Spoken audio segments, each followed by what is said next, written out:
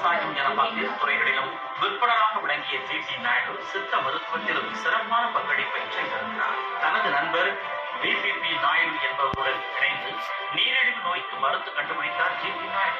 இந்தியாவில் சொந்த வீடின்றி தவிக்கும் மக்களின் நிலையை கருத்தில் கொண்டு ஒரு புரட்சிகரமான திட்டத்தை உருவாக்கினார் ஜி.டி. நாயுடு.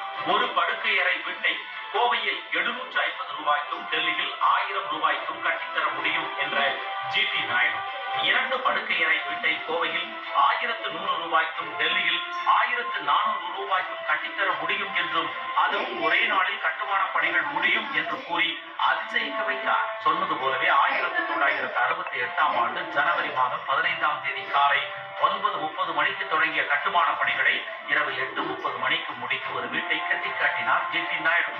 தனக்கு உரிய அனுமதியும் 4 வருட அவகாசமும் கொடுத்தால் இந்தியாவில் வீட்டு பஞ்சம் இல்லாமல் ஆக்குவேன் என சவால் விட்டார். ஆனால் அதனையும் அரசாங்கம் கண்டுகொள்ளவில்லை. அது மட்டுமல்ல, உலகின் முதல் மின்சார ரேசர், பழச்சாறு குடிக்கும் கருவி, கேமராவில் பயன்படுத்தக்கூடிய டிஸ்டன்ஸ் அட்ஜஸ்டர் எனும் கருவி என ஜி.டி. நாயுடுவால் உருவாக்கப்பட்ட பல்வேறு கருவிகளுக்கு அரசு தரப்பில் எந்த அங்கீகாரமும் கிடைக்கவில்லை. ரேசரை இந்தியாவில் தயாரிக்க வேண்டும் என்ற எண்ணத்தில் தான் தந்த காப்புரிமையை யாருக்கும் தராமல் தவிர்த்தார் நாயுடு. ஆனால் அது நிறைவேறாத போது 1947ஆம் ஆண்டில் அமெரிக்க நிறுவனம் ஒன்றுக்கு இலவசமாகவே ரேசரின் காப்புரிமையை வழங்கிவிட்டார்.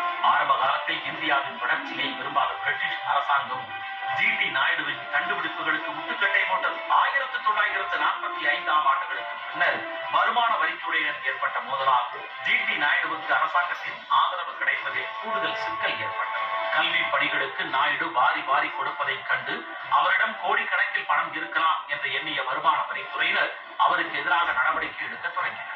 வருமானத்துக்கு உரிய வரி கட்டவில்லை என்று குற்றம் சாட்டிய வருமான வரித்துறைக்கு உரிய பதிலடி கொடுத்தார் நாயுடு. தனது பஸ் நிறுவனத்தின் டிக்கெட்டுகள் எல்லாம் எந்திரங்கள் மூலமாகவே கொடுக்கப்பட்டவை. அதனால் எல்லாவற்றுக்கும் முறையாக கணக்கு இருக்கிறது. மற்ற நிறுவனங்களைப் போல கணக்கு எழுதி கொடுக்கவில்லை என்று முறையாக வாதிட்டு பார்த்தார் ஜி.டி. நாயுடு. ஆனால் அவர் மீதான அரசாங்கத்தின் பிடி குறையவில்லை. அதனால் ஒரு கட்டத்தில் வெறுத்து போன ஜி.டி. நாயுடு தனது கையில் இருந்த அரசு பத்திரங்களை எல்லாம் தெருவில் வருவோர் போவோருக்கு தானமாக வழங்கினார். தனது நிறுவனத்தில் இயக்குநராக வளர்ப்பு நாயை நியமித்து அதன் பேரில் வரி கட்டினார். நாயின் பேரில் வரி கட்டி இருப்பதை கூட அறியாத ஒரு துறையா தன்னை பற்றி அறிய போகிறது என்று சாட்டினார். வாழ்க்கையில் முதல் 25 ஆண்டு காலம் கற்க வேண்டும், அடுத்த 25 ஆண்டு காலம் சம்பாதிக்க வேண்டும், கடைசி 25 ஆண்டு காலத்தில் சம்பாதித்த பணத்தை கொண்டு மற்றவர்களுக்கு உதவியாக இருக்க வேண்டும் என்று சொல்வார் ஜி.டி. நாயுடு. தான் சொன்னதை கடைபிடித்து வாழ்ந்து காட்டிய ஜி.டி. நாயுடு 1974ஆம்